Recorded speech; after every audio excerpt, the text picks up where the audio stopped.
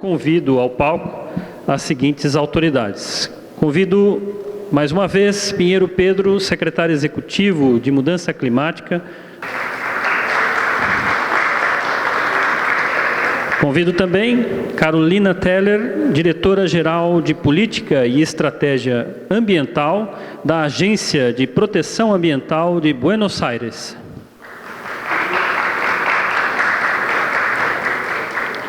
Convidamos a senhora Lorena Romero Vargas, chefe do Escritório Municipal de Gestão de Risco e Desastres de San José.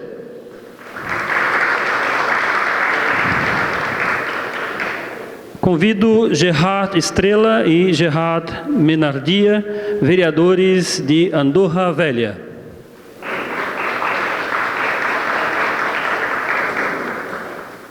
Convido também Douglas Nascimento, subsecretário de Biodiversidade e Clima do Rio de Janeiro. Abrindo este painel, eu convido o secretário Pinheiro Pedro. Bom dia, prazer estar aqui com esse painel tão importante, tão interessante, com personalidades que vão, com certeza, trocar ideias e experiências, né, com referência à gestão ambiental em suas próprias localidades. Me foi dada a oportunidade de, nesse início, fazer uma apresentação, né, eu vou fazer uma breve apresentação do que estamos experienciando na cidade de São Paulo. Poderia já iniciar? Nossa secretaria, ela foi criada, idealizada pelo prefeito Bruno Covas em dezembro de 2020. Então podemos entender que na reforma do secretariado imposta pelo prefeito, né, assim que ele foi reeleito, nós criamos uma secretaria que foi a primeira, né? A de Niterói, que veio em seguida, ela foi criada pelo Axel Grael, né, já na gestão dele. Mas o Bruno faleceu sem ter estruturado essa secretaria. Coube, então, ao prefeito Ricardo Nunes fazê-lo, né? Nos chamou para criar a secretaria, desenhamos, portanto, um decreto, né? Na verdade, são dois, né? O decreto 60.290 e o decreto 60.289. Um estabelecendo o plano climático da cidade de São Paulo e o outro estabelecendo as atribuições conferidas à secretaria. É muito importante porque isso é sair do discurso efetivamente para a prática, né? E estabelecendo os marcos legais. Pode mudar, por favor. Nossa secretaria tem uma missão importante, que é inserir a variável climática, a mudança do clima e melhoria da gestão dos recursos ambientais nos processos decisórios do governo municipal. Então, nós somos uma secretaria de articulação.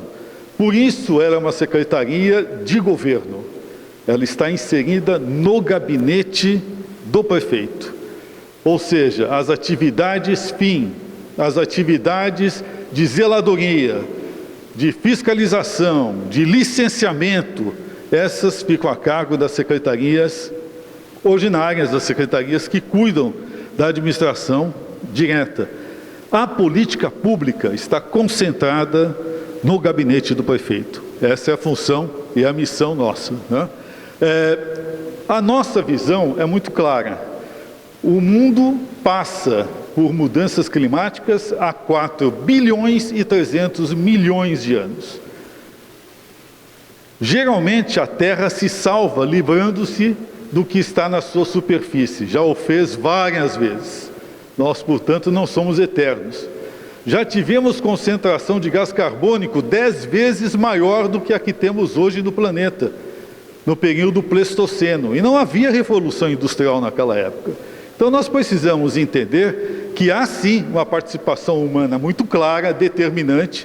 Passamos os últimos 400 anos extraindo do subsolo coisas que estavam ali depositadas há bilhões de anos e, portanto, mudando a composição da nossa atmosfera. Mas também temos que compreender que estamos em meio a vários ciclos, vários deles nós não conhecemos ainda, solares, cósmicos, geológicos, né, e também relacionados às alterações climáticas.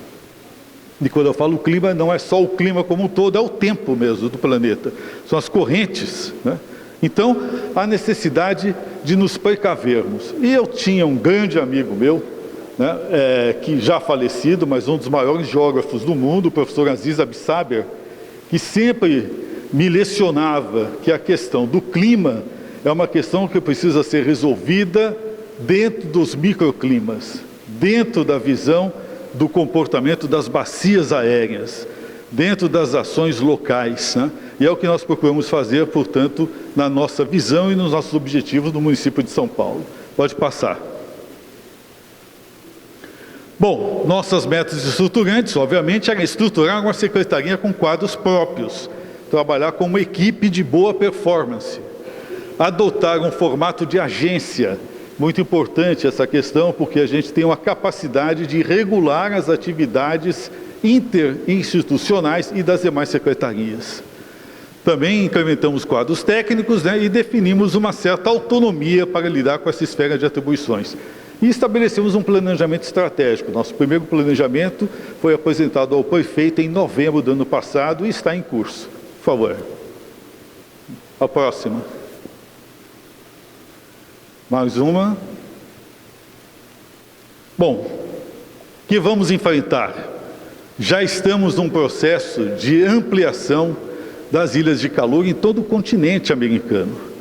Nós devemos, nos próximos anos, né, e aí é um estudo para o século, né, secular, de 0 a 100 anos, de enfrentar alterações do clima que podem acabar incluindo milhares de cidades em nosso continente dentro de uma zona que nós chamamos zona próxima à zona mortal. Ou seja, enfrentando temperaturas que irão superar os 50 graus centígrados. Isso pode afetar principalmente a nossa região amazônica e a região de depressão que nós temos ali na região dos Pantanais, do Pantanal, né? Isso é grave, porque isso afeta inclusive o regime hídrico da cidade de São Paulo. O regime hídrico da nossa região, ele é dependente do que ocorre na Amazônia. Não é à toa que quando se queima o Pantanal, ou se faz queimadas profundas na Amazônia, a fumaça vem aqui, né? Essa mesma corrente é a que traz também todo o regime hídrico do qual depende a nossa região, né? Isso é muito importante para a gente entender o que disse a prefeita Marta, que nós estamos absolutamente interligados, né? Mais um. Pode mudar.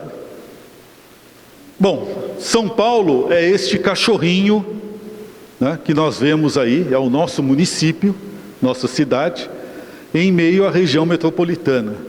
Nós somos a 4ª capital do planeta, né, 12 milhões de habitantes, inseridos na 4ª região metropolitana do mundo, 23 milhões de habitantes. São 39 municípios, né? E aí, nós podemos ver por esta imagem de satélite, né, com detecção de calor, a ilha de calor na qual estamos inseridos e que com certeza, né, vai se ampliar nos próximos anos, nas próximas décadas. Como combater? Primeiro, uma política de arborização é muito importante. A arborização mantém regimes de microclima. E nós temos, sim, uma cobertura vegetal grande, porém assimétrica. Temos enormes extensões, principalmente nas regiões periféricas, de leste e de oeste, que estão desprovidos de cobertura vegetal ideal. Portanto, temos que trabalhar hoje com uma política muito forte, muito racional, né, de arborização urbana. Mais adiante. Pode mudar? Nós temos aqui em São Paulo 6 bacias, né, unidades hidrográficas importantes. E São Paulo é um banhado, isso é muito importante. Ao sul e ao norte nós temos serras, regiões serranas e uma depressão no meio. Portanto, nós estamos em meio a 2 fontes de mananciais. Pode passar o próximo. Isso mostra o quanto que a nossa área é irrigada. Tudo isso são rios. Os rios que estão na cor mais avermelhada são os tamponados, aqueles que sofreram correção, canalização ou tamponamento. Temos 261 rios que, se fossem hoje destamponados, produziriam até peixe. Tamanho volume de água e de nascentes que nós temos na cidade, né? Portanto, o nosso problema é enorme com referência às inundações, é óbvio, nós estamos no meio banhado. E esse é o grande trabalho que nós temos na cidade, que é manter aquelas rotas, as calhas, né, de drenagem urbana, né, que evitam que a nossa cidade afunde literalmente na água, né? Mais adiante. Mais adiante. Bom, nós temos um plano climático. Esse plano climático demorou 18 meses para ser realizado, né? Ele foi realizado em São Paulo envolvendo 200 técnicos por 18 meses, né? E estabeleceu 43 tarefas que estão alojadas em 5 ações estratégicas. A primeira, o Net Zero. A segunda, a adaptação da cidade de hoje para o amanhã. A terceira, a necessidade de estabelecermos a proteção das pessoas e dos seus bens. A quarta, a proteção do nosso bioma, que é a de Mata Atlântica. E a quinta, gerar riqueza e renda, né? Não esquecemos a questão social. Mais adiante. Para isso, nós desenvolvemos na nossa secretaria um conceito de cidade integrada, é o nosso conceito de governança. Nós trabalhamos com os preceitos de ESG, né, de Smart Cities, né, com o Barcelona 22, né, ODS, trabalhamos aqui, a cidade de São Paulo toda trabalha com as ODS, né, e o cronourbanismo, cidade de 15 minutos. Isso porque São Paulo é uma junção de várias vilas. É uma cidade absolutamente policentrada. Então nós temos que começar a trabalhar a partir do desenvolvimento de novas centralidades, de maneira a fazer com que as pessoas se desloquem menos dentro da cidade e, para isso, economizem energia. Isso é muito importante. Hoje, atualmente em São Paulo, a população do Uruguai se desloca diariamente da região leste para o centro da cidade e retornam no fim do dia. Então nós precisamos, né, evitar isso trabalhando com as novas centralidades no centro da cidade. E a questão da educação ambiental, que é muito importante para nós. Mais adiante. Portanto, envolvemos 7 objetivos, né, dos 17 da ODS, são com os quais a gente trabalha mais, né, e mais adiante trabalhamos também, né, com o conceito de cidade de 15 minutos. Né. Essa hiperproximidade envolve essas 4 questões: diversidade, proximidade, onipresença e densidade. Isso é um trabalho que a gente tem desenvolvido. Conversamos, nós temos 32 subprefeituras na cidade de São Paulo, né, e dessas 32 nós temos um grupo de trabalho envolvendo 12 subprefeitos nas nossas áreas de periferia, né, para poder desenvolver esse processo. Mais adiante. O ESG, nós conseguimos, nos últimos meses, com a ajuda, com o apoio dos nossos consultores, né, membros do nosso comitê de consultivo, né, estabelecer pela primeira vez, eu acho que isso é inédito no mundo, uma matriz ESG para o nosso plano climático. Nós colocamos cada uma das 43 ações submetidas às ODS, submetidos ao GHG Protocol, né? Estabelecemos e identificamos os Green Bond Principles e os Social Bond Principles, né? Conforme o ICMA, que é a Associação Mundial de Mercado, né, de Capitais. Né? Para que isso? Preparar São Paulo e a aplicação do nosso plano climático e desenvolver os termos de referência para cada uma dessas ações estratégicas com as 43 tarefas, até mesmo para obter um second part opinion, ou seja, termos um rating, termos uma possibilidade até mesmo de fazer com que São Paulo esteja, né, alocada, né, ranqueada para receber financiamentos com baixo risco. Né? Mais adiante. Nossos órgãos auxiliares de gestão. Não trabalhamos sozinhos. Nós temos um comitê de mudança do clima e ecoeconomia prevista na nossa lei de política municipal de mudanças climáticas, que está em vigor desde 2009. Temos um comitê gestor de transição da matriz energética da frota, o Confrota, que envolve todo o setor produtivo da cidade de São Paulo e região metropolitana, né, e também entidades técnicas, né. Nós temos que lembrar que nós somos aqui a segunda cidade industrial da Alemanha, a segunda cidade industrial do Japão, a terceira cidade industrial da China e a segunda industrial dos países nórdicos, né? Então, as fábricas estão aqui. Hoje mesmo eu devo sair daqui e visitar a Scania para verificar como está a produção de caminhões e ônibus a gás, né? Então, nós temos que trabalhar com todas essas questões e todas essas rotas, né? O Comitê Consultivo de Políticas e Ações Climáticas, né, é um comitê formado por 36 técnicos e personalidades. Para vocês terem uma ideia, o nosso presidente de honra desse comitê é o presidente Michel Temer, né? Então, é um grupo formado por grandes personalidades paulistas, né, com expressão nacional, e que nos ajudam nesse trabalho. É muito importante atrair esse cabedal, essa capacidade para trabalharmos com a nossa secretaria, né? Assim como fazem as grandes empresas com os conselhos de administração, nós temos o nosso, né? Temos um grupo de trabalho intersecretarial de apoio à nossa secretaria, formado pelas demais secretarias, né? E também temos um grupo de trabalho só para acompanhar a implementação do nosso plano climático, né? Nós temos esse relatório de implementação já realizado no mês de maio e entregue agora em julho, né? E nós pretendemos agora fazer esse acompanhamento de 6 em 6 meses. Fora isso, temos os grupos de coordenação executiva para a operação integrada em defesa das águas. O nosso prefeito falou sobre isso. É uma operação importante porque nós temos um volume de ocupação irregular das nossas áreas de mananciais enorme e em grande parte patrocinado pelo crime organizado. Não se trata apenas de uma demanda popular por ocupação, se trata por uma especulação imobiliária praticada pelo crime organizado.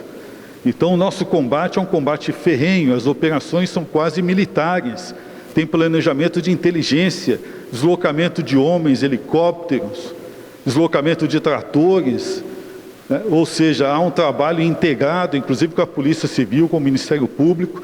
Já fizemos 114 detenções, já prendemos 23 líderes de quadrilhas, né?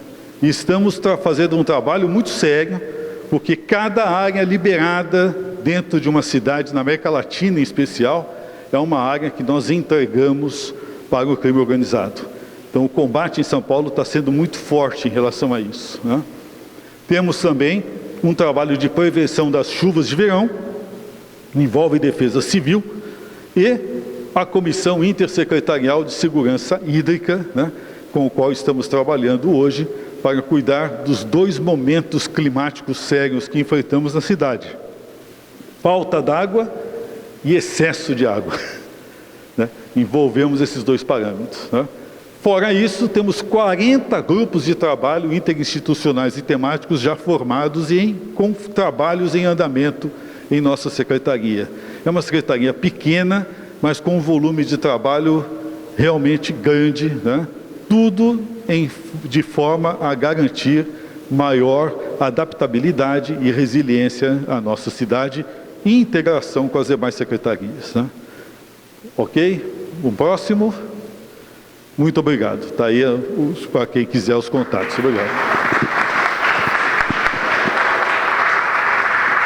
Os nossos agradecimentos ao secretário Pinheiro Pedro, da cidade de São Paulo. Nós vamos agora passar a palavra a Carolina Teller, diretora-geral de Política e Estratégia Ambiental da Agência de Promoção Ambiental de Buenos Aires, Argentina. Hola a todos. Bueno, disculpen que no puedo hablar su bello idioma, así que esta presentación va a ser en español. Bueno, primero es un gusto estar acá con todos ustedes. Agradezco mucho a UCSI por la invitación y también a la Municipalidad de San Pablo por habernos invitado a participar. Y también saludo a todos mis compañeros de otras ciudades. La verdad que es un placer estar acá.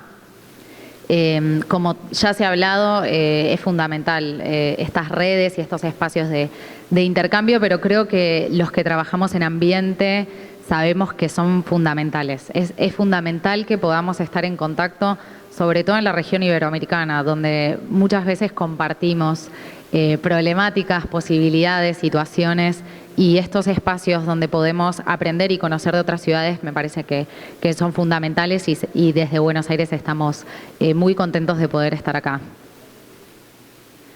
Bueno, yo soy parte de la Agencia de Protección Ambiental de la Ciudad de Buenos Aires, estoy a cargo de la Dirección de Política y Estrategia Ambiental.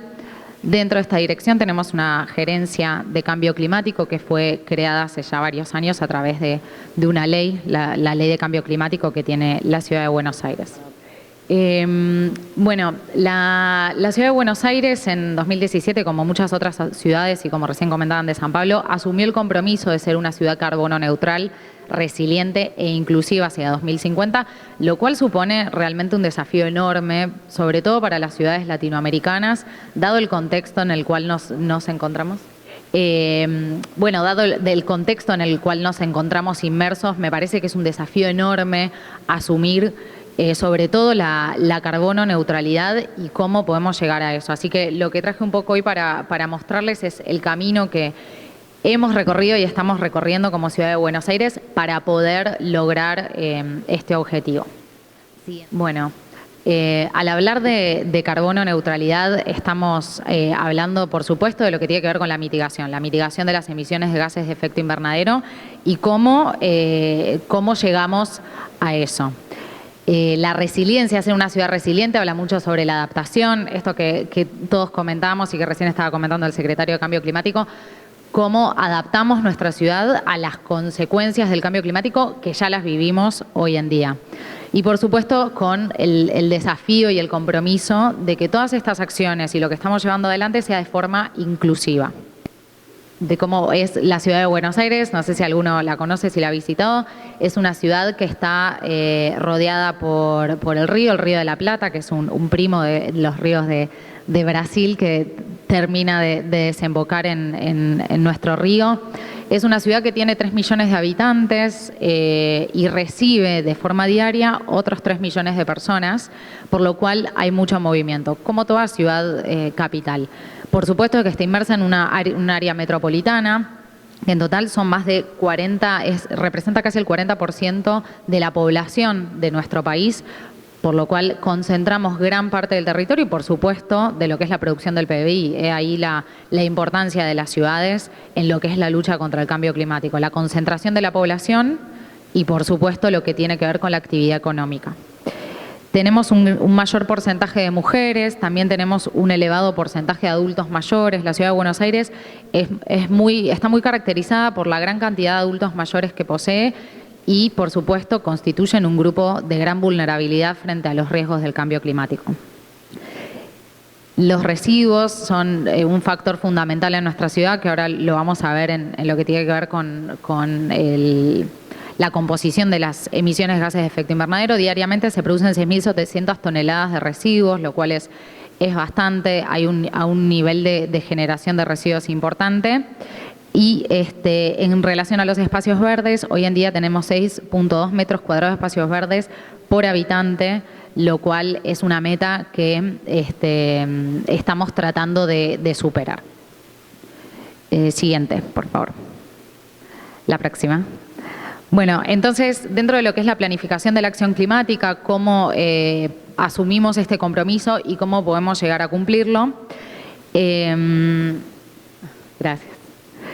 La ciudad de Buenos Aires viene trabajando en políticas climáticas hace ya muchos años y como en todas las ciudades donde se ve este trabajo, digo, en cada una se puede ver que estos compromisos vienen ya desde varios años. Primero, participando de redes internacionales, creo que ese es uno de los principios que como Buenos Aires hemos tenido, el intercambio y la participación activa de distintas redes como ICLEI, UCSI y C40. La sanción de la Ley de Cambio Climático, como les comentaba, en 2011, fue la primera ley de cambio climático en Argentina y una de las primeras también en la región, donde una ciudad tiene un marco legal sobre el cual plantarse, digamos, y tomar acciones al respecto. En 2014 se crea el equipo interministerial, un poco lo que estaba comentando el secretario de Cambio Climático, un equipo que atraviesa las distintas áreas de gobierno y, digamos, pone blanco sobre negro. Nos tenemos que sentar todos a trabajar porque lo que tiene que ver con las políticas ambientales, como muchos de acá lo sabrán, es que tienen que ser transversales a un gobierno, no pueden ser aisladas. La Ciudad de Buenos Aires en 2011 lanza su primer plan de acción climática y en 2016 lanza el segundo, que tiene el objetivo de ir superándose continuamente y asumir nuevos compromisos y también ajustar las metas a las cuales nos hemos comprometido. En 2017, como les comentaba antes, tomamos el compromiso de ser una ciudad carbono neutral, resiliente e inclusiva para 2050 y en 2020 comenzamos con lo que fue el desarrollo del Plan de Acción Climática, atravesado por una pandemia, lo cual no fue tarea sencilla porque, como les habrá ocurrido a muchas ciudades y muchos gobiernos, la pandemia nos atravesó fuertemente y nos paró en cierto sentido y tuvimos que dedicarnos a otras actividades que no tenían que ver con nuestra diaria, pero así y todo, como Ciudad de Buenos Aires, continuamos con nuestro desarrollo del Plan de Acción Climática y logramos publicarlo a principios de 2021. Entonces, un poco los pasos para la planificación, por supuesto que tiene que haber un compromiso político y la construcción de una línea base, que ahora les voy a contar un poco, que para nosotros resulta fundamental. El desarrollo de una estrategia y después, por supuesto, la publicación de un plan. Dentro de lo que tiene que ver con mitigación, desde el 2000 la Ciudad de Buenos Aires viene desarrollando su inventario de gases de efecto invernadero, fundamental para cualquier estrategia de mitigación que puede tener una ciudad. Sin datos, sin información, no sabemos realmente dónde atacar, cuáles son las áreas principales, cuáles son las acciones que tenemos que implementar, porque es allí donde reside la necesidad de implementar mejoras. Como pueden ver, no sé si se llega a ver, pero más o menos desde el 2013 las emisiones empiezan a bajar. Hay un cambio que, por supuesto, bueno, perdimos la presentación. Pero bueno, como les comentaba, desde 2013 las emisiones comienzan a bajar lentamente, se puede ver como una baja sostenida en este sentido, pero que muchas veces tienen que ver con el contexto de las ciudades. No necesariamente a través de los años podemos ver una disminución en las emisiones de gases de efecto invernadero en una ciudad gracias a las políticas que se han implementado. Muchas veces tiene que ver con cambios en el consumo, con cambios en lo que tiene que ver con el PBI, con los ingresos, y me parece que como región eso es algo que es sostenido y que se puede ver en las distintas situaciones. Nosotros necesitábamos tomar una línea de base, es decir, bueno, ¿de dónde vamos a partir? ¿Cuál va a ser nuestra información sobre la cual, digamos, bueno, vamos a implementar políticas públicas que de este número bajen a una carbono neutralidad para 2050. Decidimos tomar el año 2015, en el cual teníamos gran cantidad de información. Como gobierno de Buenos Aires, creo que una de nuestras características fuertes es la calidad de los datos. Todas las áreas producen información y la publican y la reproducen y la intercambian con otras áreas de gobierno, lo cual resultó para nosotros fundamental porque gracias a esa información podemos construir no solamente el inventario, sino también el detalle de las acciones y de las políticas que se tienen que llevar adelante. Como podrán ver en el gráfico, dentro de la ciudad el sector principal que tiene que ver con las emisiones de GEI es el de energía, todo lo vinculado a la producción de energía. Dependemos, por supuesto, muchísimo de la matriz energética nacional de la Argentina, pero se lleva la mayor porción. Después le sigue el transporte. Como toda gran ciudad, el nivel de transporte es muy elevado y en Buenos Aires sobre todo hay mucho transporte de automóvil, automotor y particular. Y, como les comentaba antes, en la caracterización de la ciudad, todo lo vinculado a residuos. La ciudad produce una gran cantidad de residuos, que es la tercera en responsabilidad dentro de nuestra matriz de gases de efecto invernadero. Entonces, con esa información y la información de todas las áreas que sentamos a trabajar para esto, construimos lo que sería para nosotros el ideal de reducción de emisiones, llegando a una reducción de casi el 53% para 2030 y casi el 85% para 2050, para alcanzar esa tan deseada carbono neutralidad. Detrás de esto, por supuesto que se ve como un gráfico muy lindo de cómo van cayendo las emisiones. Hay un montón de políticas y proyectos súper desafiantes que tenemos que encarar como ciudad para poder llegar a estos datos. Otro punto no menor es la adaptación. Como hemos estado conversando, las consecuencias, los efectos del cambio climático se sienten hoy en día. En Buenos Aires eso puede ya ser palpable. Entonces era muy importante para nosotros caracterizar los riesgos que teníamos como ciudad. Es así como llegamos a la identificación de 3 riesgos principales. Por un lado, las olas de calor, como también estábamos viendo para la ciudad de San Pablo, las olas de calor van en aumento, se pueden hacer más notorias y esto va a seguir incrementando a través de los años. Y después el riesgo por inundaciones. Por un lado, lo que tiene que ver con las inundaciones de carácter pluvial, o sea, del agua de lluvia. Un trabajo que ya se venía llevando adelante desde Ciudad de Buenos Aires, pero siempre a través de obras grises, ¿no? De infraestructura dura, de hidráulica, pero que vamos a ir viendo que por los efectos del cambio climático tal vez no sean suficientes y tenemos que recurrir a otro tipo de soluciones. Y después todo lo que tiene que ver con la inundación costera, y pueden ver bien por el mapa cómo la ciudad está rodeada por el Río de la Plata y por supuesto que también tiene otros afluentes que hoy en día están intubados. Y hay un riesgo que en este gráfico se ve menor, pero que estamos reanalizando y teniendo nuevos datos y nueva información, porque entendemos que puede llegar a haber algún riesgo asociado al incremento del nivel marítimo y en consecuencia del Río de la Plata.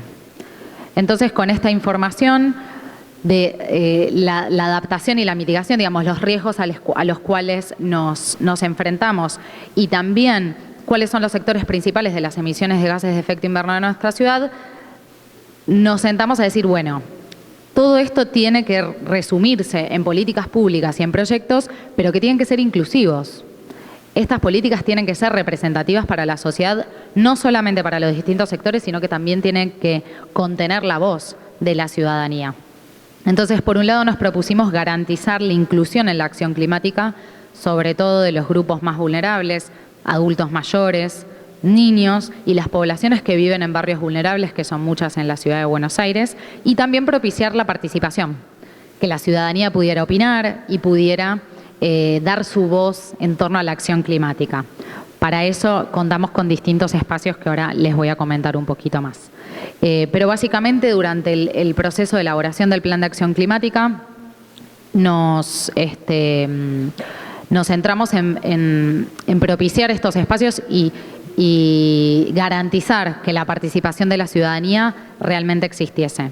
Entonces, por un lado, trabajamos en fortalecer los grupos que ya existían de trabajo y después, por otro, realizar actividades, talleres y espacios que llamen a la acción, porque muchas veces lo que ocurre es que la ciudadanía quiere opinar, pero tal vez no tiene los espacios correctos o no se siente motivada para opinar sobre la acción climática. Entonces resolvimos crear esos espacios para que realmente tuvieran una oportunidad de opinar.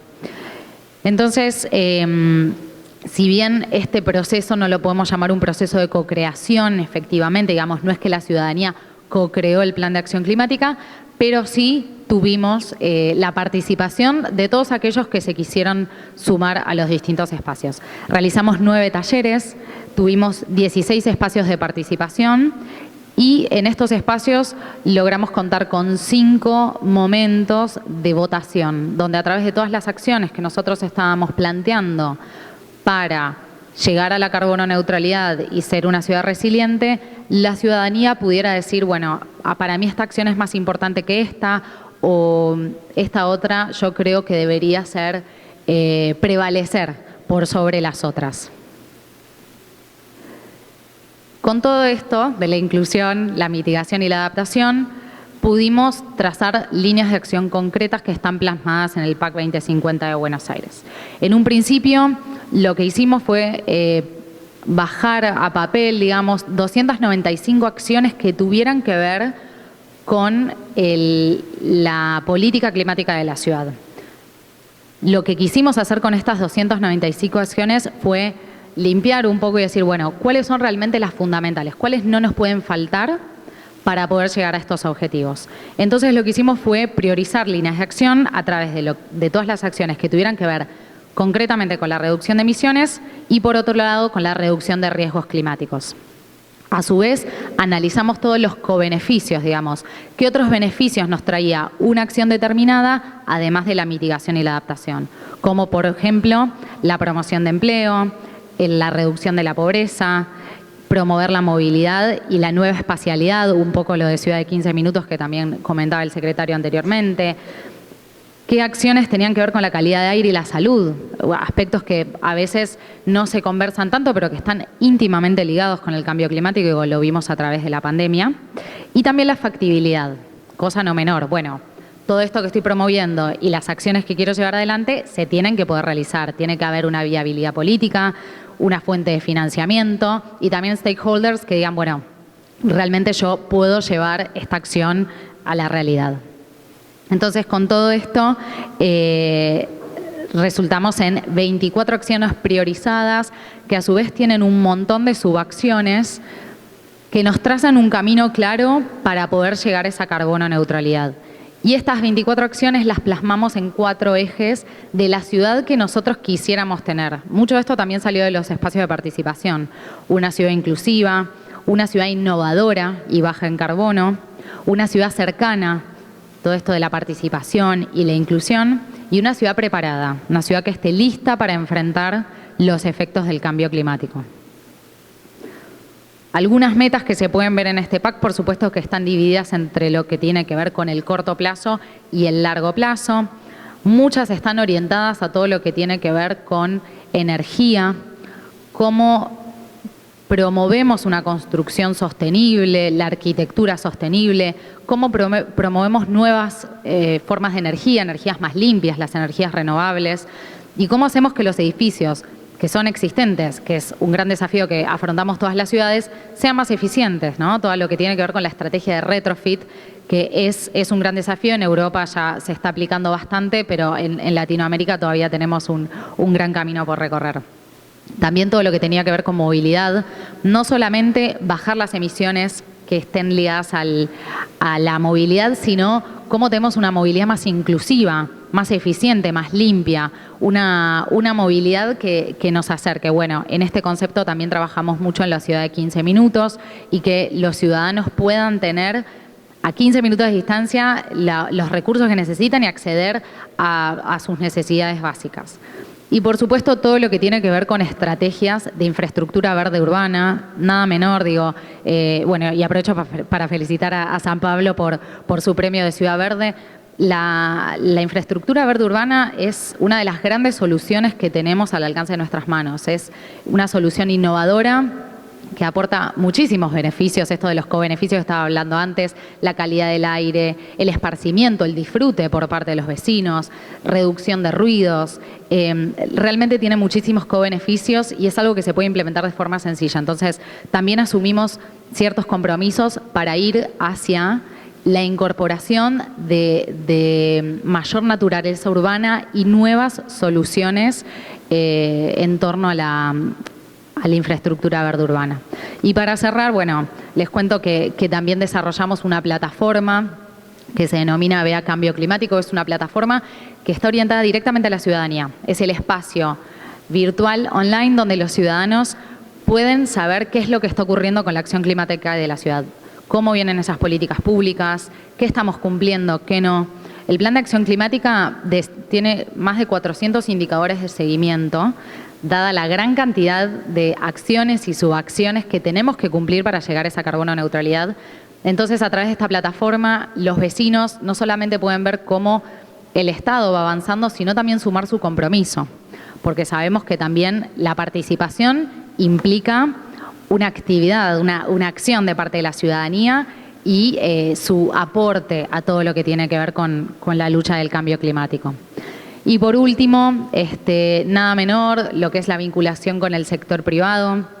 Estamos trabajando con más de 30 empresas que son representantes en sus rubros para construir una política climática que también esté relacionada con el sector privado. El sector privado es fundamental, son grandes movilizantes del empleo, de la producción, del PBI de las ciudades. Entonces, estamos teniendo mesas de trabajo donde estamos buscando la forma de trabajar en conjunto y también apoyar al sector privado para que pueda incorporar cambios que tengan un impacto positivo en nuestra política climática. Bueno, eso es todo. Muchas gracias.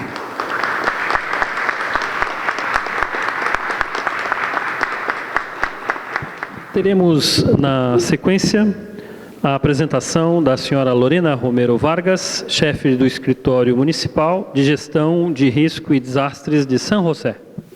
Bueno, buenos días aún, ¿cierto? Quiero sumarme también a los compañeros el agradecimiento a nuestra UCSI por propiciar estos espacios realmente donde podemos mostrar, compartir nuestros avances, nuestros retos, nuestros desafíos, y que es muy importante para todo este proceso de avanzar como ciudad. Y también a la Alcaldía de Sao Paulo también por recibirnos, ¿verdad? Y sentirnos tan cómodos en estos días que vamos a estar compartiendo. En el caso de San José, Costa Rica, es muy importante, o necesito contextualizar, porque somos realmente un país muy pequeño, y esto hace que tengamos que entender el contexto de la ciudad dentro del marco de un país. San José es una ciudad de 45 kilómetros cuadrados, donde tiene más o menos 300,000 personas. Cuando escuchamos la población de Sao Paulo, ¿verdad?, y vamos escuchando inclusive de Buenos Aires, pues estamos hablando para muchos de ustedes de pueblitos, supongo, pueblitos. Pero eso no significa que no estén los problemas, ¿cierto? Entonces, es importante entender que dentro del país está la ciudad capital, está el área metropolitana de la ciudad de San José, que son más o menos unos 14 municipios, y luego tenemos el gran área metropolitana, que son 25 municipios, 36 municipios, y que es el 60% de la población, donde Costa Rica hemos llegado a 5 millones de habitantes en estos momentos. Entonces, en ese contexto, podemos ir avanzando en el sentido de que pues no estamos libres de todos los problemas del cambio climático. Realmente se han hecho todos los escenarios donde nosotros podríamos tener esos impactos, ¿verdad? Y básicamente, como lo han dicho los compañeros, el problema de las inundaciones. Tendríamos mucho exceso de agua, que lo estamos viviendo. Además, es importante porque normalmente Centroamérica, la mayoría, su periodo lluvioso es de mayo a diciembre prácticamente, y además de junio a noviembre es la época de huracanes en el Caribe. Entonces todo eso aumenta el riesgo de los fenómenos hidrometeorológicos básicamente y las inundaciones. De hecho, que en estos días hemos tenido muchas afectaciones, por ejemplo en Puerto Rico, estamos ahorita está Ian, que está afectando, iba hacia Cuba. Así que es pues una constante en el aumento de los fenómenos de origen hidrometeorológico. Y también tenemos todo el problema del fenómeno del Niño, el fenómeno Enos, que afecta con déficits de lluvia o de precipitación, sobre todo ciertos sectores del Pacífico, más que todo de todo Centroamérica y Costa Rica. Dentro de esto, cuando hablamos de política y si el espacio es, bueno, claro, Costa Rica tiene sus políticas y realmente una de las políticas más importantes que tiene y que ha sido una política preventiva es desde los años 70, cuando decidió invertir en todos los grandes ecosistemas del país, que tiene que ver con todo el sistema de parques nacionales, y nosotros tenemos actualmente un 60% del territorio en esta modalidad de parques nacionales y un aumento de la cobertura vegetal. Y esto realmente ha generado que seamos uno de los países con la biodiversidad más grande del planeta, que es muy importante. Entonces, hay varias políticas, hay varias leyes, hay varios programas, hay diferentes instrumentos de regulación. Entonces, por ejemplo, tenemos la Política Nacional de Biodiversidad, la de Gestión del Riesgo a Desastres, que incluye aspectos fundamentales del tema de cambio climático, la de modernización del transporte público, el Programa País de Carbono Neutralidad, el de energía, la Estrategia Nacional de Cambio Climático y ahora lo que es el Plan Nacional de Descarbonización y la Política y Plan de Adaptación. Así que realmente el tema no es la falta o carencia de instrumentos de la política pública, sino es cómo estos instrumentos realmente los estamos materializando en acciones concretas a nivel país. Y otro aspecto fundamental también para entender cómo nos movemos y llegar a la política municipal es también entender que nuestro país es un modelo centralizado. Y eso es importante y quiero hacer énfasis porque cuando escucho la autonomía de muchos de los países de América del Sur o de Europa, ¿verdad? Esa autonomía que le permite tomar decisiones y hacer sus propias políticas, obviamente en el caso de Costa Rica, nosotros nos dirigimos por las políticas país, ¿verdad? Y cómo esas las adaptamos y hacemos nuestros propios planes a nivel local, municipal, en ese sentido. Bueno, eso tiene que ver con los impactos, ya sabemos, del cambio climático que todos nuestros territorios están sufriendo. Y dentro de esto vamos a orientar entonces algunas acciones que se están haciendo a nivel de mitigación y adaptación. En el caso de la mitigación, nuestro plan de descarbonización realmente lo que busca es fomentar la economía y la generación de resiliencia a sistemas naturales, ecosistemas, de los asentamientos humanos, y su principal eje es el transporte y la movilidad sostenible. Y aquí nosotros, el avance no ha sido tan cualitativo a nivel de ciudad, a nivel de país y sobre todo de área metropolitana. Ha habido muchas iniciativas de cómo mejorar, reducir las emisiones.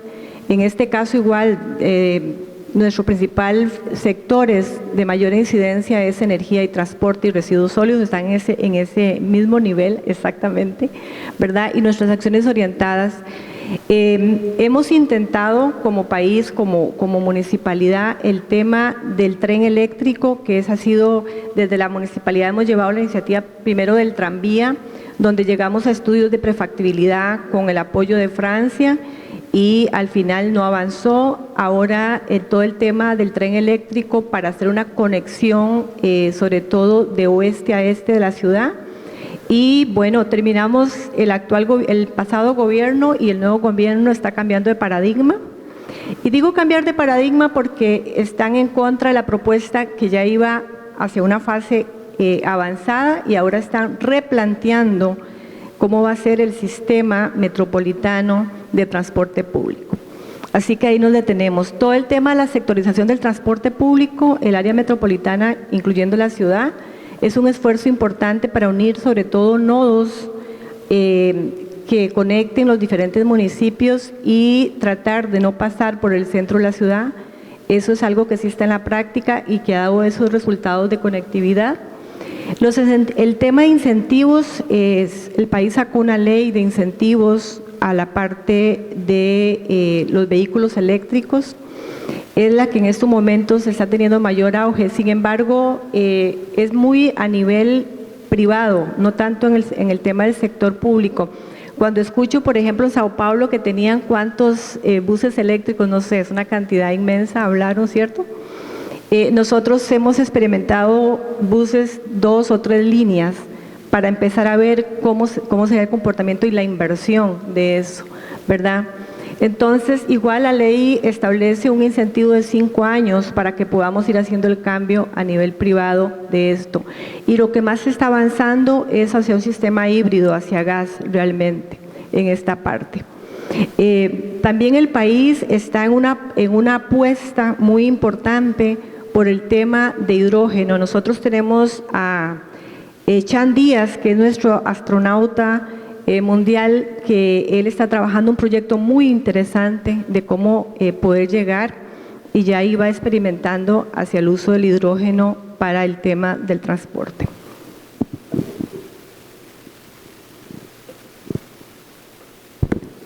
En el ámbito local, entonces, tenemos, nosotros hemos estado haciendo desde 2011, 2013, 2015, 2017 y 2018 inventarios de gases del efecto invernadero para ir avanzando exactamente en lo que se ha expresado aquí, la generación de la información, del conocimiento y poder tomar decisiones hacia la inversión pública, lo que estamos haciendo. Entonces, eso ha sido un esfuerzo. Este esfuerzo lo hemos hecho desde la alcaldía, con las universidades y también en proyectos específicos para ir avanzando. Y ahí es donde se determina exactamente cuáles son nuestras principales fuentes. Y las acciones principales que nosotros estamos haciendo desde la municipalidad es una ciudad caminante y nodos intermodales, potencializar la modalidad activa, que es las ciclovías y el uso de las bicicletas públicas, que es muy importante, y la recolección de residuos selectivos. Este último punto, que es el más tradicional, el más convencional, sin embargo, es bien complejo, porque hemos hecho un esfuerzo y un avance en hacer inversión, sobre todo en la zona. San José es 100% urbano, eso es importante. Además de eso, las únicas áreas o ecosistemas naturales son, que eso lo vamos a ver en adaptación, son nuestros corredores biológicos que nos permiten ir creando esa conectividad, pero es una ciudad 100% urbana. Entonces, el tema de los residuos sólidos es muy alto en la producción, en los patrones culturales del cambio del consumo, es muy importante y se va mostrando, y esa es una de las grandes luchas que estamos haciendo en esta parte. Desde el punto de vista de adaptación, el nuevo plan ha establecido 6 ejes estratégicos fundamentales. El primero eje es sobre la gestión del conocimiento. El segundo es sobre las condiciones para la resiliencia de los sistemas humanos naturales en la planificación territorial. El tercero sobre la biodiversidad y ecosistemas y cuencas hidrográficas y espacios marinos y costeros para la adaptación. El cuarto sobre los servicios públicos adaptados a la infraestructura resiliente. El 5 sobre los sistemas productivos adaptados y ecocompetitivos. Y el 6 sobre la inversión y seguridad financiera. Dentro de estos 6 ejes que se han trabajado, es importante también que el plan y la política de adaptación se ha hecho en un marco participativo con el sector privado, todo el sector de la Cámara de Comercio, la Cámara de la Construcción, la Cámara de la Industria, todas las fundaciones, ONG, la academia, para llegar a estos resultados de las prioridades de los ejes de trabajo. ¿Qué hemos hecho dentro del punto de vista de adaptación a la ciudad? Aspectos pequeños, diríamos, pero que han ido incidiendo poco a poco. Uno de ellos es el tema de la inversión pública. Vamos a ver, nosotros nuestro principal problema que estamos teniendo, obviamente, entre los efectos, son las inundaciones urbanas. Esto nos obliga a priorizar, con base en los escenarios de riesgo que tenemos en la ciudad, la inversión. Y esta inversión la estamos haciendo en mucha mitigación, que es lo que tal vez Natalia habla de infraestructura dura, ¿verdad? En ese sentido, pero nosotros hemos ido mejorando todo lo que es el catastro pluvial de la ciudad, o sea, saber realmente dónde van nuestras aguas de lluvia, sobre todo porque la ciudad ha sido modificada topográficamente por el crecimiento urbano. Entonces hemos tenido que trabajar esta parte de la inversión, hemos tenido que generar regulación al nuevo desarrollo. San José tiene una ventaja, San José es horizontal. Nosotros desde hace más o menos unos 8 años empieza el proceso de verticalización de la ciudad en el desarrollo urbano creciente. Entonces, ese modelo que para muchos de esos países es desde hace, no sé, 20, 30 años, San José es pionero. Entonces, esto permite que nosotros estemos trabajando en la regulación tanto del manejo de las aguas de lluvia, de ese crecimiento vertical, como la regulación urbana, a incentivos a las nuevas inversiones. Y esos incentivos es en cuanto al impuesto de tributos que se cobra en el proceso constructivo, en el proceso de entre la huella, digamos, reducir la huella y que sea más vertical, entonces hay incentivos con todos los aspectos ambientales. A pesar de que en la pandemia se redujo mucho el crecimiento de la ciudad, los principales proyectos han logrado cumplir este objetivo. Entonces, eso es un tema muy importante que hemos hecho en esta parte. Y, por supuesto, el tema de la reducción de áreas de riesgo mediante el plan regulador de la ciudad, que es, teniendo claro cuál es ese porcentaje, San José es una ciudad, un 87% es plana, el resto es una pendiente mayor de 8%, y esas son las áreas que son de mayor fragilidad ambiental que están a lo largo de los ríos, y es donde entonces ejercemos una regulación de mayor control. El tema de los corredores biológicos para nosotros es fundamental, es una de las políticas más fuertes que tenemos, y es crear los corredores biológicos intraurbanos. También hay proyectos de trama verde, que es conectar cada uno de los corredores que vienen de este a oeste mediante trama verde, y el tema de los bulevares, que eso está asociado también al tema de cómo hacer la ciudad caminante, ¿verdad?, que es muy importante. La ciudad tiene, en esos 45 kilómetros cuadrados, tiene aproximadamente más de 500 áreas verdes, parques de recreación, de ocio, que han sido claves inclusive ahora al salir de la pandemia, ¿verdad?, para toda la población. Es una ciudad que tiene 58 asentamientos informales, que nosotros llamamos precarios. Ahí sí no nos podemos comparar con los asentamientos informales de, no sé, de Sao Paulo, de Río. Son realmente, uno diría que son pequeños, pero para nosotros son grandes. Nuestro asentamiento informal más grande tiene 60,000 personas y es muy grande para nosotros, ¿verdad? Pero es importante esta parte de cómo que esa sería la población de más alto riesgo, que la es en todo sentido, ¿verdad? Y es donde, desde el punto de vista también de la política de género y de inclusión, es donde estamos trabajando en esas áreas. Entonces, es muy importante el tema de nuestros corredores biológicos, que además están trabajados con los municipios aguas arriba, ¿verdad? Nosotros no podemos ser una isla dentro del área metropolitana. Y el tema de la educación ambiental, nosotros tenemos, no sé, unos 35 años de trabajar en educación ambiental, donde obviamente íbamos con una visión futurista, y tenemos programas muy interesantes como Superhéroes Ambientales, más de 30 años de trabajar con niños de todas las comunidades, y esa palabra superhéroe ambiental se construyó con ellos, incorporándolos en su entorno y sobre todo de zonas muy marginales, sacándolos y entendiendo y que conocieran su contexto de ciudad y los ecosistemas que teníamos dentro de la ciudad y el compromiso de ellos desde edades tan pequeñas. Realmente es un programa muy exitoso. Tenemos todo el programa de educación ambiental con todas las comunidades, es un programa ordinario, donde en nuestros centros recibimos más de 10,000 niños anual, para nosotros es bastante. En todo el programa continuo de educación ambiental trabajamos mucho con las asociaciones de desarrollo, las comunidades, como parte de esa inclusión y de ese cuidado por la naturaleza que nosotros tenemos y la ciudad. Retos y desafíos. Realmente son muchos. Yo diría que uno es tener consenso político. No sé cómo lo enfrentan ustedes y cómo lo resuelvan ustedes, pero realmente nosotros cuando creemos que vamos en la ruta correcta, ¿verdad?, nos damos cuenta de que no hay un consenso político, hay consenso técnico, pero eso limita la viabilidad de todas las iniciativas y proyectos, y a veces nos tenemos que devolver cuando creíamos que habíamos avanzado. Eso es parte de los problemas de sostenibilidad. El tema de competencias es fundamental, las competencias nacionales y las competencias locales. En un país, digamos, tan pequeño, donde las competencias municipales son reducidas en temas de salud, ambiente, transporte. El transporte público de Costa Rica depende exclusivamente del Ministerio de Transporte.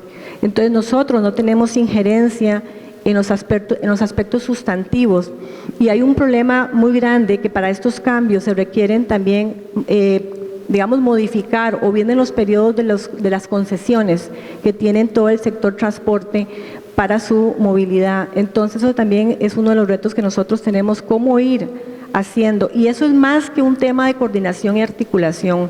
Realmente es un tema de competencias, de cómo vamos a ir transfiriendo esas competencias y más poder en el caso del tema digamos, municipal en Costa Rica. Y por supuesto el tema de la participación ciudadana. Por más espacios que se estén dando en la construcción de la política, de los planes, de proyectos, la participación ciudadana siempre tiene momentos de lucidez y también tiene momentos en que se sale. Y parte de eso tiene que ver también con la misma crisis de liderazgo que hay en nuestra ciudad, que es importante. Y por último, el tema de los recursos. Los recursos, cuando hablamos de cuánto es el monto de recursos que la municipalidad designa a todo el tema de cambio climático, obviamente estamos viendo que hay recursos muy importantes asignados sobre todo al tema de proyectos específicos, que es como la trama verde, los corredores biológicos, los temas de educación ambiental y infraestructura estratégica. Pero aún así falta definir recursos, sobre todo de incentivos y alianzas con el sector privado, que es muy importante en el caso de Costa Rica. Entonces los retos pues son muchos, son dinámicos, sabemos, ¿verdad? Y además también hay un tema tecnológico y accesibilidad a eso.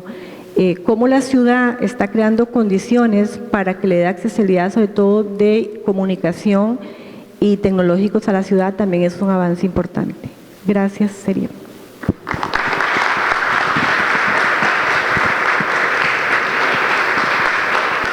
Agradecemos à senhora Lorena Romero Vargas pela sua apresentação. Vamos convidar agora, representando Andorra Velha, Gerard Estrela e Gerard Menardia, por favor.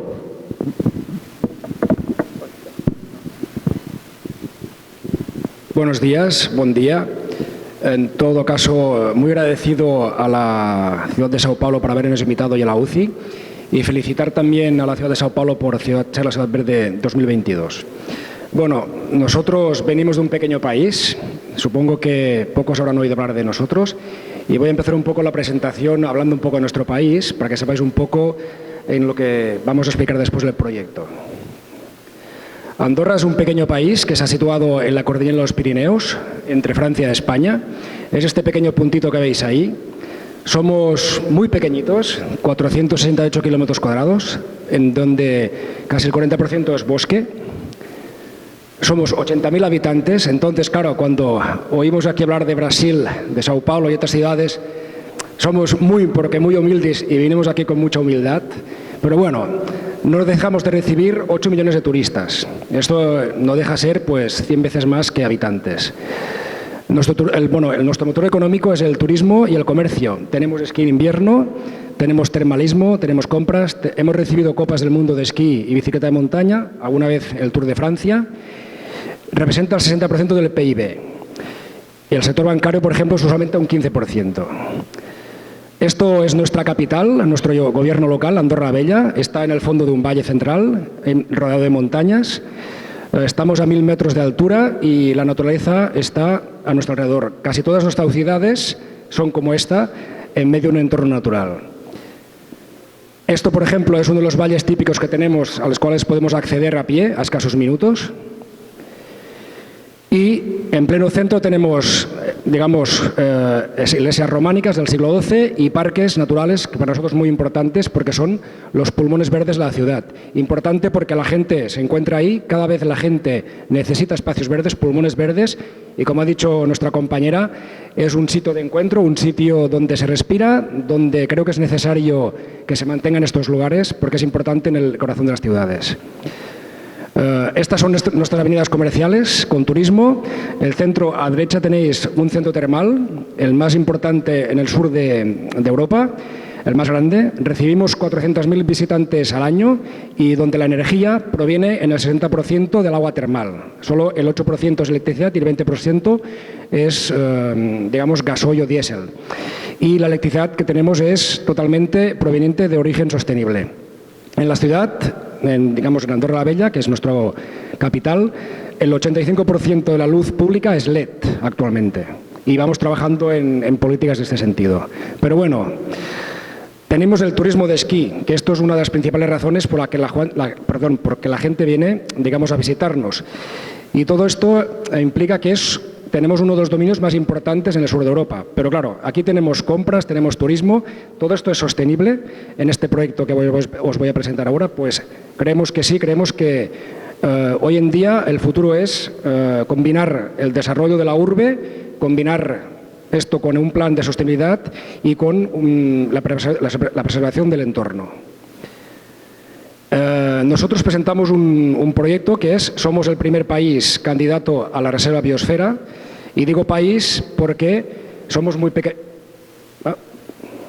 ¿Otra vez? Perdón. Ahí. Somos un pequeño país, entonces para nosotros, digamos, este proyecto implica, ¿qué es una reserva biosfera? Explicándolo. Es un territorio establecido por el país que lo propone, en este caso nosotros, reconocido por la UNESCO y el Programa de Personas y Biosfera MAP, con el fin de promover, lo que he dicho antes, el equilibrio entre el desarrollo económico y la conservación de los recursos naturales. Pero sobre todo es un espacio modelo para experimentar, monitorizar, innovar y aprendizaje en materia de desarrollo sostenible.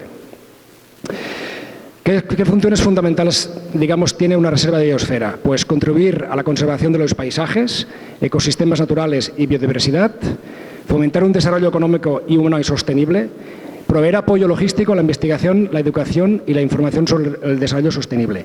Y sobre todo, como país también estamos comprometidos con la Agenda 2030 y con las ODS. Es importante para nosotros este proyecto porque la intención que tenemos como pequeño país es hacer participar a todos los actores y sectores de la sociedad, como las escuelas, los partidos políticos, los ciudadanos. Se han hecho muchas reuniones formativas, se han hecho encuestas públicas para apoyar este proyecto y que todo el mundo participe como un proyecto único de país. ¿Qué representa un poco la biosfera a nivel del mundo? Pues estamos hablando de 130 países, 260 millones de personas y en superficie casi un 5% de la superficie del planeta, que sería como el continente australiano. Entonces, es realmente hacer parte de una cosa mucho más grande y que creo que va a contribuir en profundidad en la preservación del cambio climático, o en todo caso en mitigarlo. En nuestro caso, tenemos tenemos un pequeño, lugar de nuestro país que ocupa una séptima parte del territorio, que se llama Ordino, que ya es reserva de la biosfera, en donde conviven un pueblo típico de montaña con un parque natural y con uno de los dominios esquiables más importantes de nuestro país, donde hay muchísimo turismo. Y esta parte es sostenible y se preserva el entorno y se intenta convivir con el desarrollo industrial, el desarrollo económico y comercial. Pero nosotros queremos más, queremos ir a nivel de país. Y en nuestro caso hicimos un estudio de viabilidad para ver si teníamos las posibilidades y efectivamente tenemos fortalezas. Tenemos un patrimonio natural y cultural representativo, poco perturbado y de alto valor, espacios naturales protegidos que son más del 14% del territorio, tenemos ordenamientos jurídicos y leyes que nos permiten avanzar en este sentido y que se adoptan con los objetivos estratégicos del MAP. Tenemos compromiso con la agenda de las ODS y otros tratados internacionales. Hace escasos días nuestro jefe de gobierno estuvo en la ONU y reafirmó este compromiso con la Agenda 2030. Tenemos una estructura también de régimen de propiedad del territorio muy ajustada y tenemos cada vez más una sensibilidad y demanda social en preservar los valores patrimoniales de cara al futuro. Cada vez más la sociedad y la gente joven pide que se haga algo para preservar el país, el entorno, y creemos que esto es un momento ideal para hacer este trabajo. ¿Por qué hacerlo ahora y en Andorra? Pues simplemente, como ha dicho antes creo una compañera, es obtener un reconocimiento internacional, participar en redes de trabajo en diferentes laboratorios que aporten su experiencia, su innovación. Por ejemplo, la UCI nos puede aportar su experiencia a nivel de ciudades, a nivel también de transporte. También nosotros el tema de la movilidad es muy importante. Insistimos mucho en movilidad con transporte público, a pie. Intentamos también tener en cuenta un poco el turismo que llega, cómo lo podemos desplazar, cómo lo podemos cuidar, qué impacto tiene sobre el medio ambiente. Y estas cosas nos preocupan porque nos afectan muchísimo y son de cara al futuro muy importantes a considerar. Y también es una oportunidad muy importante para alinear los diferentes estratos políticos, económicos y sociales en materia de sostenibilidad. Un poco para terminar, he dicho antes que Andorra tiene casi un 40% casi un 40% es bosque. Y nosotros consideramos que hacer una gestión inteligente, sostenible del medio natural y las posibilidades que ofrece a nivel de biodiversidad, recreo es muy importante, sobre todo cuando entramos en materias también y el concepto de economía circular. En este caso le voy a pasar la palabra a mi compañero, Gerard Menardía, concejal de Patrimonio Natural. Yo no me he presentado, perdón, soy concejal de Sostenibilidad e Innovación del Gobierno Local de Andorra la Vella y ha sido un placer hablar con ustedes. Le paso la palabra.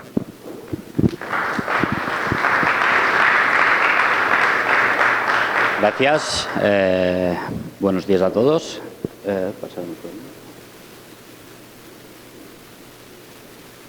Bien, como ha dicho mi compañero, casi en todo nuestro país es naturaleza, ¿de acuerdo? Tenemos casi un 40% de bosques y lo que sería la gestión forestal para nosotros es una tarea muy importante. En Andorra la Vella ahora mismo estamos focalizando esta gestión en 3 puntos, ¿de acuerdo? Tendríamos los bosques de defensa de avalanchas de nieve. Esto es muy importante, ¿de acuerdo? Son nuestra defensa natural en caso de grandes nevadas, evitarían de que llegaran a la población. El segundo es la recuperación de zonas de pasto para el ganado. Y el tercero es un punto que no teníamos en cuenta hasta ahora, pero debido al cambio climático estamos sufriendo fuertes rachas de viento, ¿no?, que están devastando nuestros bosques debido a una mala gestión en el pasado y que ahora son débiles. Bueno, como pueden ver, esta gestión forestal depende de los gobiernos locales, pero desde el Gobierno central se ha impulsado un proyecto que sería el Inventario Nacional Forestal, ¿no? Y es de suma importancia porque contribuye en sostenibilidad energética, economía circular, biodiversidad y al aprovechamiento de los recursos naturales. ¿Qué es el INAF? ¿No? Es una toma exhaustiva y estandarizada de datos, ¿de acuerdo?, de los bosques andorranos, donde se miden variables como podría ser la altura de los árboles, los pies, la densidad, el invernal de carbono, entre varios factores más. Con estos datos pues elaboramos una cartografía exhaustiva del terreno. La metodología, bueno, son parcelas circulares de 1 kilómetro cuadrado aproximadamente, donde introducimos todo lo que he dicho anteriormente, ¿de acuerdo? Y con la ayuda de un dron pues podemos establecer modelos dinámicos que nos permiten cartografiar el terreno. ¿Esto para qué nos serviría? Esto en un futuro, ¿de acuerdo? Pues los gobiernos locales, cuando quisieran hacer una gestión forestal, por ejemplo, porque vemos que puede haber demasiados árboles en una zona, pues con el simple vuelo de un dron pues podríamos saber qué cantidad exacta tenemos que sacar y no pasarnos, ¿no? ¿De acuerdo? O incluso, como he comentado antes, tenemos riesgos naturales como las avalanchas o caídas de bloques rocosos. En caso de que se ocurriera un incendio forestal, podríamos saber en exactitud todo lo que hemos perdido y qué mesuras debemos adoptar para recuperarlo. Bueno, beneficios y fortalezas, ¿no? Los 2 puntos es lo que venimos hablando hasta ahora. Después tenemos la valoración económica de los productos forestales y su aprovechamiento. Esto es un punto muy importante porque no solo sacamos la madera de los bosques, sino que la aprovechamos y creamos biomasa, ¿no? Y en un futuro nuestra intención sería que todos los edificios gubernamentales, ya sean teatros, escuelas o los ayuntamientos, ya no dependan de este combustible fósil, sino que dependan de la biomasa. Aumento de la información sobre las funciones ecosistemáticas, mejora de la cartografía sobre riesgos de incendios forestales y mejor diagnosis de biodiversidad. Si se pueden fijar en la parte superior de las imágenes, vemos un animal autóctono en nuestro país, es el uruguayo, ¿de acuerdo? Este animal, cuando necesita relacionarse o reproducirse, busca claros en los bosques, ¿no? Pues con este proyecto podríamos encontrar también las zonas más idóneas donde, bueno, no hemos perdido, las zonas más idóneas donde crear estos claros para que ellos puedan relacionarse. Y para finalizar, la transparencia a la ciudadanía y divulgación del patrimonio. Bueno, esto es un caso de la gestión forestal que muy importante para el desarrollo de la candidatura de Andorra para la reserva de la biosfera. Muchas gracias. Ahora pasaré otra vez la palabra a mi compañero.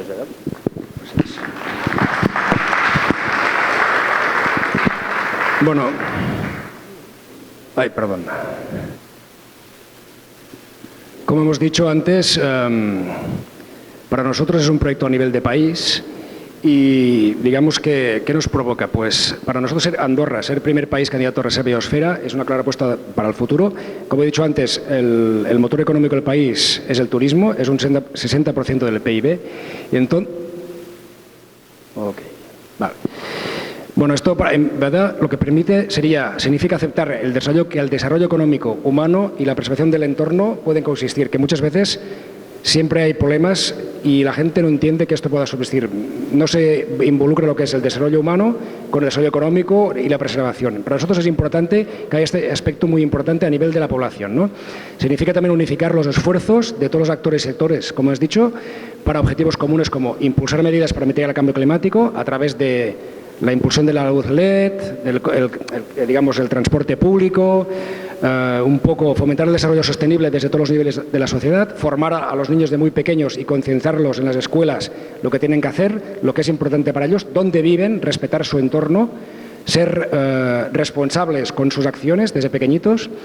También desarrollar una gestión forestal inteligente y sostenible, aplicando estos principios de economía circular que son esenciales para este proyecto. Es decir, que ya nosotros en nuestro país ya se está instalando una red de cogeneración que alimenta ya varios edificios públicos, los cuales son vapores que se cogen de centrales y también de la quema de los residuos. Y cada vez se intenta hacer un paso adelante en este sentido para cada vez depender menos de los combustibles fósiles, que creemos que pues somos pequeñitos, pero intentamos hacer lo que podemos y esperemos que os haya gustado esta presentación. Muchas gracias por todos, por escucharme y gracias.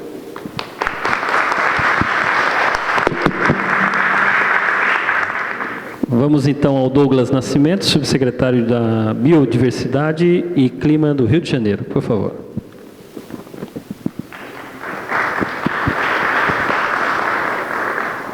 Boa tarde a todos. Em nome do prefeito Eduardo Paes e do secretário municipal de Ambiente e Clima, Nilton Caldeira, saúdo e parabenizo a cidade de São Paulo pelo título e saúdo a todos os presentes aqui nessa presente reunião. Eu hablo espanhol, pero hace mucho que no lo pratico. Dito isso, é a única frase que eu falei espanhol aqui e portunhol, né? E vamos dar início à apresentação. Na estrutura da Prefeitura da cidade do Rio de Janeiro, temos a Secretaria Municipal de Meio Ambiente, que mais recentemente, a exemplo da cidade de São Paulo e de Niterói, integrou a pauta de agendas climáticas na cidade. Portanto, faz pouco mais de um mês que a pauta de meio ambiente vem carregando também toda a pauta de mudanças climáticas.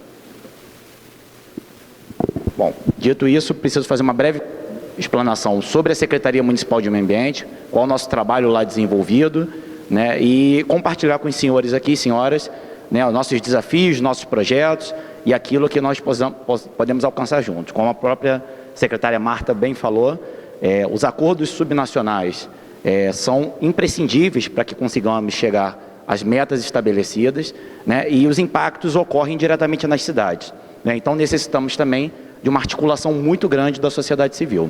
E muitos dos projetos que eu vou apresentar aqui mais adiante, eles não teriam sido exitosos se nós não tivéssemos a participação massiva da sociedade civil. Então a Secretaria ela é responsável por preservar, restaurar e gerenciar todo o ativo ambiental da cidade do Rio de Janeiro, né? E sob nossa gestão estão 54 unidades de conservação, que hoje representam 33% do nosso território, né? Mas se considerarmos áreas verdes, alagáveis e inundáveis, a cidade hoje tem em torno de 50,16% de áreas alagáveis, inundáveis e áreas verdes, né? Então o nosso objetivo, como o prefeito aqui falou que era chegar aos 50%, na verdade o nosso objetivo é chegar aos 50% de áreas com alguma proteção a nível de legislação. Tá? Então, para chegarmos a essas metas, alguns marcos legais foram necessários para implementar a política ambiental e de mudanças climáticas da cidade. Nós temos aqui o decreto 5.248 de 2011, que estabeleceu as metas de redução de gases de efeito estufa, tá? De maneira paulatina e gradual, alinhada com os acordos subnacionais e bilaterais que foram feitos ao longo dos anos pela cidade. Temos o decreto 48.941 de junho de 2021, esse mais recente, que instituiu o Fórum de Governança Climática e o Programa de Mudança Climática da cidade do Rio de Janeiro. Além disso, temos o decreto 42.941, que é o Plano de Desenvolvimento Sustentável da cidade do Rio, e como eu disse, esses marcos legais estão norteando as ações da cidade do Rio de Janeiro. Alguns dos nossos compromissos, prometo aqui não me alongar muito, Declaração das cidades de ar limpo, é um compromisso assumido com o C40 Cities, de atingir as metas do Acordo de Paris, um pacto de equidade, como eu venho falando aqui, né, na nossa apresentação. É necessário que as comunidades urbanas elas sejam integradas a esse processo de construção, né, e, portanto, participar ativamente das ações. E a Declaração de Natureza Urbana, que é um outro compromisso, que é de proteger as comunidades mais vulneráveis dos riscos climáticos, né? Eu vou apresentar alguns exemplos mais adiante, né? Via de regra, a maioria dos impactos ambientais na cidade do Rio, né, frente às mudanças climáticas, ocorrem nas populações de mais baixa renda. Então, outros marcos legais foram necessários, como esse 46081, decreto, de ruas verdes, limpas e sustentáveis e saudáveis, né, prevendo maior arborização da cidade, uma diminuição da temperatura nos ambientes onde há uma maior concentração da população. Né. A exemplo do caso citado aqui de São Paulo, nós temos uma interação, uma tentativa de desconcentração da cidade, bem na lógica da cidade de 15 minutos, né, de diminuir o deslocamento das pessoas e assim melhorando a qualidade do ar. Desinvestir em combustíveis fósseis e investir numa nova modalidade de combustível, uma nova modalidade de futuro, né, e declaração das cidades para uma boa alimentação. Também um outro compromisso assumido, que é aumentar a produção orgânica, agrossustentável, né, da cidade do Rio de Janeiro, e introduzir isso na alimentação da população em geral, via de regra, pelas escolas, né, além do programa de pautas ambientais na grade curricular dos alunos, também a alimentação, ela observa esse item. Então, o inventário, ele é muito parecido com o que foi apresentado por Buenos Aires e Costa Rica também. Nós temos aqui, nessa série histórica de 2012 a 2019, uma queda de 14% das emissões de dióxido de carbono, né, e um quarto dessa queda representada pelo setor de transportes. Então, para 2030, nossa meta é reduzir em mais de 20% as emissões, né, considerando o ano de 2017. É bem verdade que, em função do período pandêmico, nós estamos tendo que ajustar, né, e adequar essas metas. E aí os setores que mais emitem, né, como foi apresentado nas outras apresentações, é transporte, energia estacionária, resíduos e processos industriais. A cidade do Rio de Janeiro, ela tem uma vocação natural por estar próxima às bacias de exploração de petróleo, né? Então, por muito tempo, houve uma exploração muito grande das indústrias aqui, e hoje a cidade está passando por um processo de gentrificação, né? Espaços antes dedicados à indústria estão servindo a residências, a outras necessidades da cidade. Então, dentro do pacote, que nós chamamos assim climático da cidade, nós temos o projeto do Plano de Desenvolvimento Sustentável, né, como medida de governança, o Fórum Carioca de Mudanças Climáticas, que eu vou apresentar mais à frente, e a participação, né, como nesse evento aqui, por exemplo, em todos os acordos que a cidade integra. Então, o Plano de Desenvolvimento Sustentável, ele tem ações de curto, médio e longo prazo, para alcançar as metas estabelecidas, está alinhada com a Agenda 2030, revisão a cada 5 anos, né, e conta com parceiros institucionais para conseguirmos alcançar as metas. Sobre o Fórum de Mudança Climática, ele foi instituído em 2021, essa foto é do lançamento, do prefeito Eduardo Paz fazendo o lançamento no Museu da Manhã. Ele prevê a participação de 10 representantes da autoridade municipal, 10 representantes da sociedade civil, dentre eles setor produtivo, sociedade civil, juventude e demais atores, além da participação do governo do Estado do Rio de Janeiro, representado pelo próprio governador, pela Assembleia Legislativa, né, e pela ALERJ, pela Assembleia Legislativa. Bom, alguns programas exitosos que nós temos, que estão em execução e precisam também de uma calibragem ao longo do tempo. Por exemplo, é o Hortas Cariocas, criado em 2006, tem 16 anos de criação, e foi esse que eu comentei, que a gente pega espaços disputados, ociosos, ou às vezes que foram conflagrados pelo tráfico, pela milícia, né? Há uma atuação, bem como a cidade de São Paulo observou, de inteligência, de segurança para a recuperação desses espaços, e ao passo que a cidade recupera esse espaço, é necessário uma intervenção de Estado, digamos assim. Então, a ideia é produção orgânica para alimentar a população do entorno e as escolas do entorno também. Então, hoje atua em 37 localidades e a nossa produção está em 80 toneladas ano, muito em função da pandemia, das restrições que ocorreram em função da pandemia. Algumas premiações que nós já obtivemos, e o nosso orgulho é o Horto de Manguinhos. Manguinhos é uma localidade, senhores, que fica entre duas comunidades que existem problemas de segurança pública, de tráfico de drogas, né? Esse espaço foi recuperado pela cidade, né? E hoje é um exemplo porque a gente tem 100% da mão de obra de trabalhadores locais, produzindo para eles mesmos e para os filhos deles nas escolas. Então, é um projeto que a gente atende a 800 famílias mensalmente.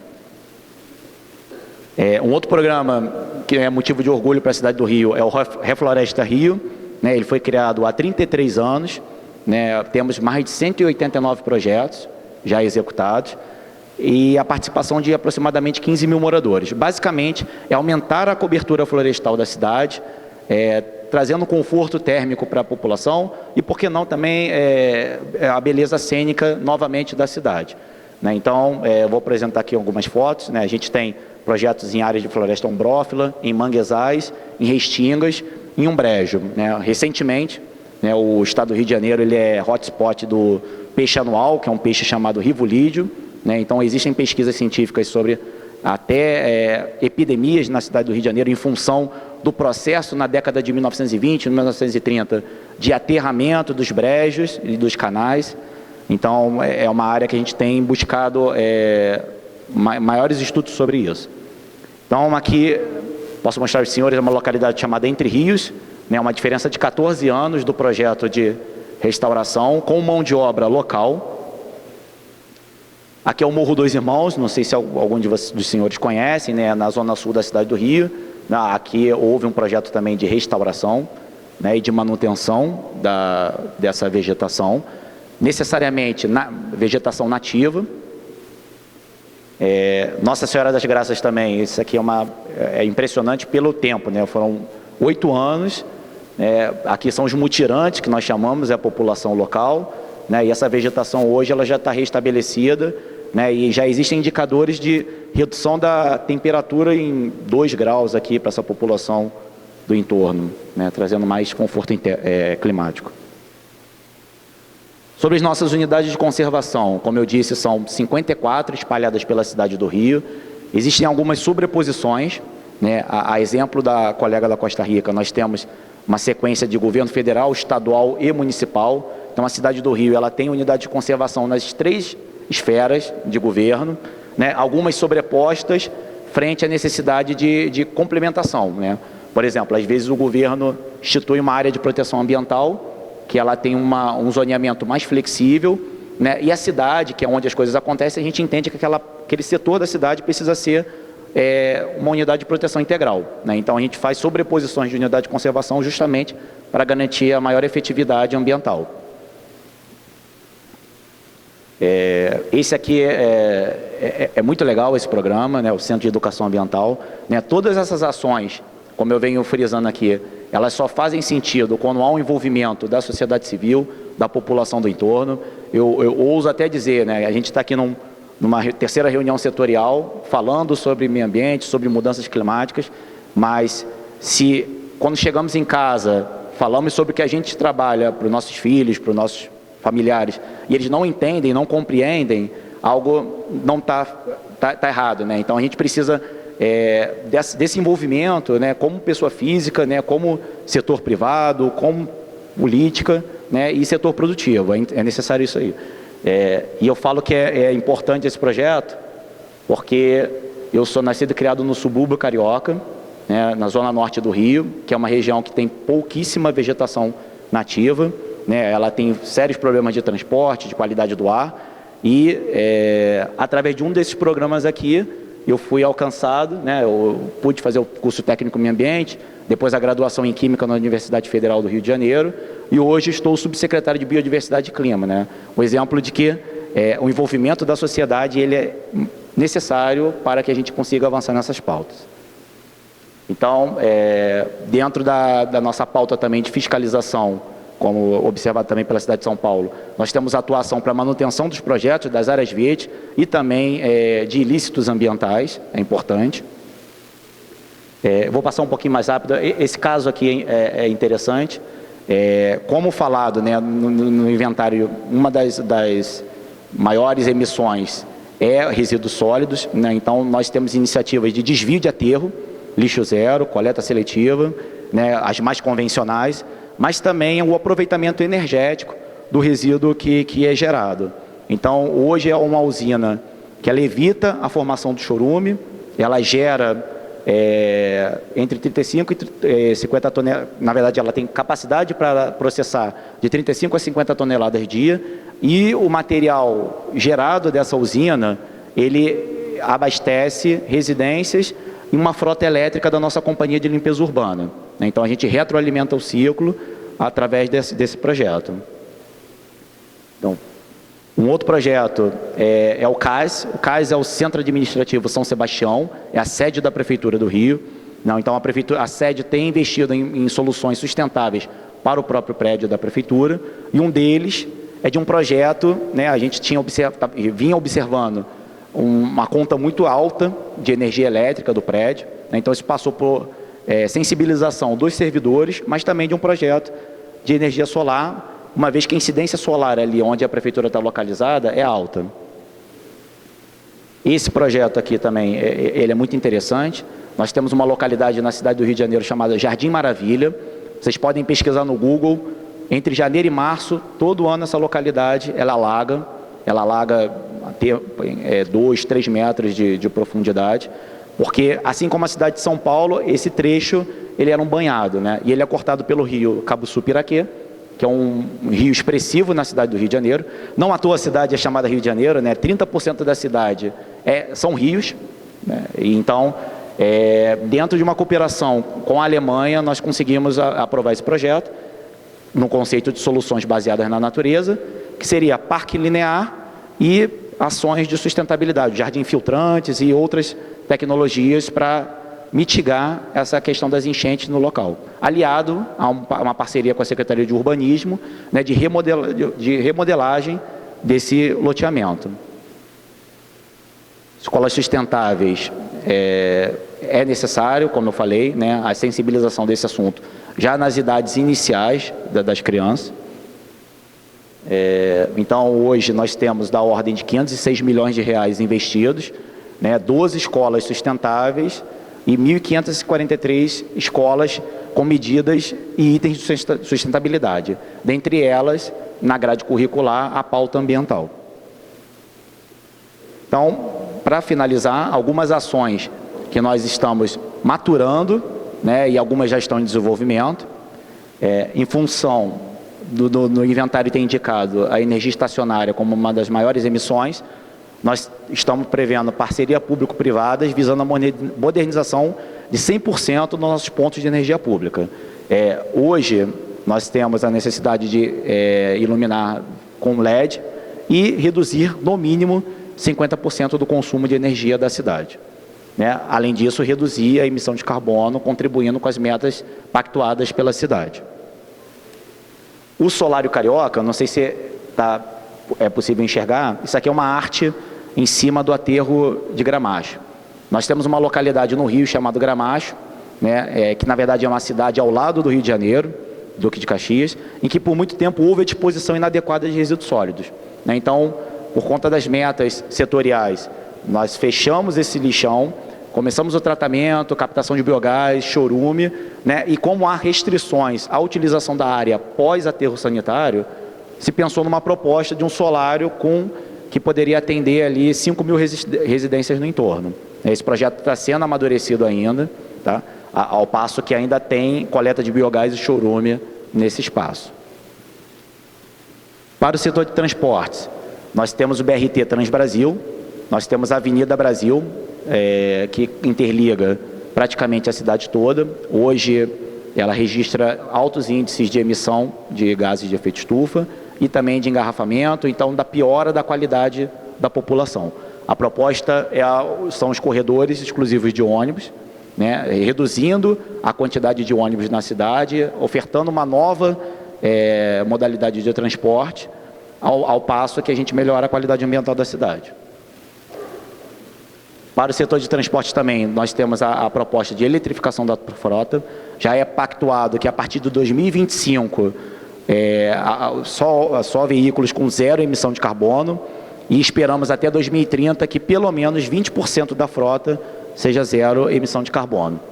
E esse projeto piloto aqui de 40 ônibus, ele está linkado com um projeto que eu vou falar mais adiante, tá? Que é esse aqui, o Distrito de Baixa Emissão.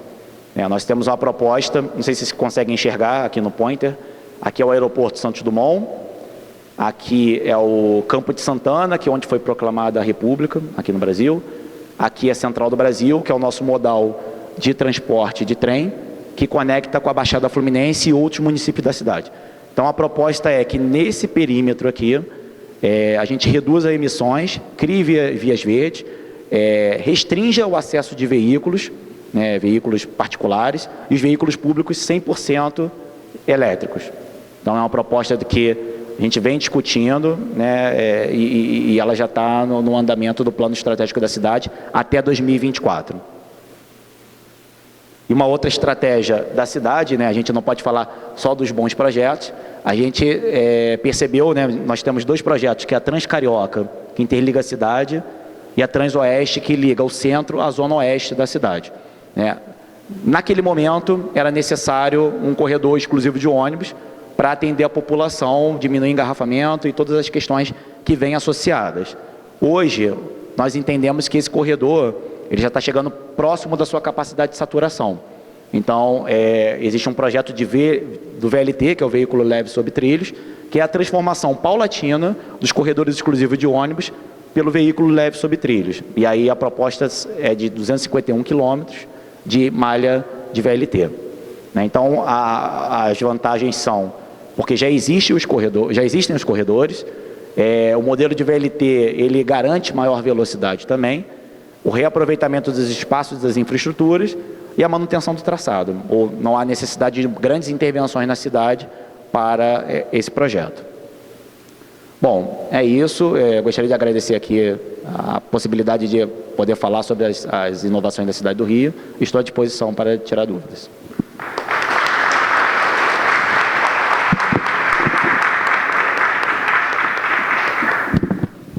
Alguma consideração, secretário? Não?